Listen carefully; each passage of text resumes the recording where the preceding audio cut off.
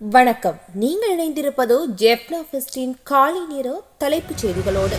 ரணில் விக்ரமசிங்காவை நெருங்க முடியாது, தொட முடியாது.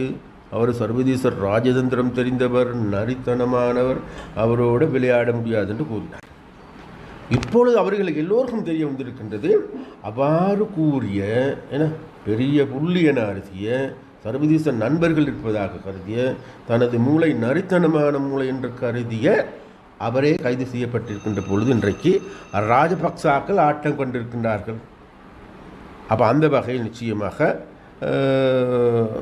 அது நாங்கள் சொல்லுகின்றோம், எதிர்வரும் நாட்களில் இடம்பெறுகின்ற என்கிட்ட இது தொடர்கதை. அப்போ அந்த தொடர்கதையில் இந்த நாட்டுக்கு மோசடி செய்த அது ராஜபக்சாவா ரணிலா யார் என்ற கடை கிடையாது. மோசடி செய்த மக்களுடைய சொத்துக்களை சூறையாடிய அனைவரும் படிப்படியாக சிறைக்கு செல்வது தவிர்க்க முடியாது. முன்னாள் ஜனாதிபதி ரணில் விக்ரமசிங்கவின் கைதினை தொடர்ந்து எதிர்க்கட்சிகளின் பிரதிநிதிகள் ஒன்றிணைந்து பங்கேற்கும் ஊடகவியலாளர் சந்திப்பு ஒன்று நேற்று கொழும்பில் இடம்பெற்றுள்ளது.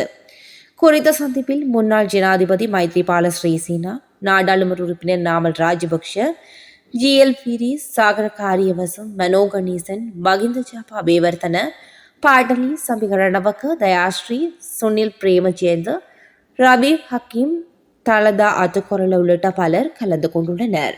පිළිබඳව අද ප්‍රශ්නාර්ථයක් ඇති වෙලා තිබෙනවා දේශපාලනයේ ධර්මයට.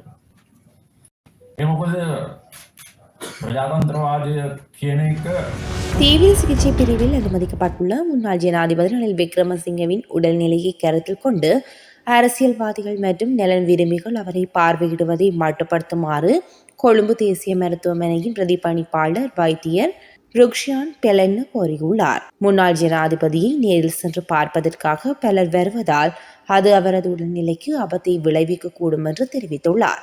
இதேவேளை கொழும்பு தேசிய மருத்துவமனையில் தீவிர சிகிச்சை பிரிவில் சிகிச்சை பெற்று வரும் முன்னாள் ஜனாதிபதி ரணில் விக்ரமசிங்கவின் உடல்நிலை சீராக இருப்பதாக கொழும்பு தேசிய மருத்துவமனையின் பணிப்பாளர் மருத்துவர் பிரதீப் விஜயசிங்க தெரிவித்துள்ளார். முன்னாள் ஜனாதிபதி ரணில் விக்ரமசிங்க கைது செய்யப்பட்ட நிலையில் முன்னாள் ஜனாதிபதி மகிந்த ராஜபக்ஷவை கைது செய்யும் திட்டம் இல்லை என்று பொது பாதுகாப்பு அமைச்சர் ஆனந்த் விஜயபால தெரிவித்துள்ளார்.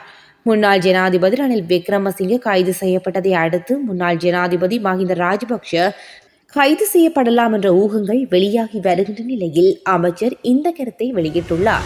யாழ்ப்பாணம் சுன்னாகம் பகுதியில் ஹெரோயினுடன் சந்தேக நபர் ஒருவர் கைது செய்யப்பட்டுள்ளார். குறித்த கைது நடவடிக்கையானது இரவு மேற்கொள்ளப்பட்டுள்ளது.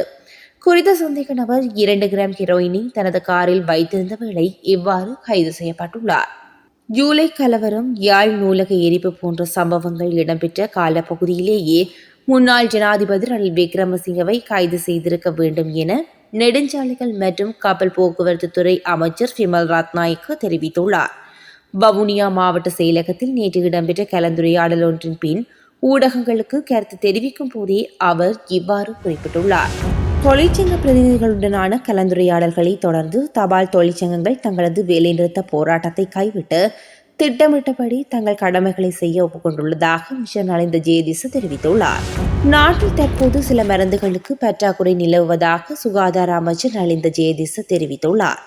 இந்த ஆண்டு விலை மெனக்கோரல் இல்லாததன் விளைவாகவே சில மருந்துகளுக்கு பற்றாக்குறை ஏற்பட்டுள்ளது. கடந்த ஆண்டு விலை மெனக்கூறல் விடப்பட்டிருந்ததால் மருந்துகள் சரியாக வந்திருக்கும்.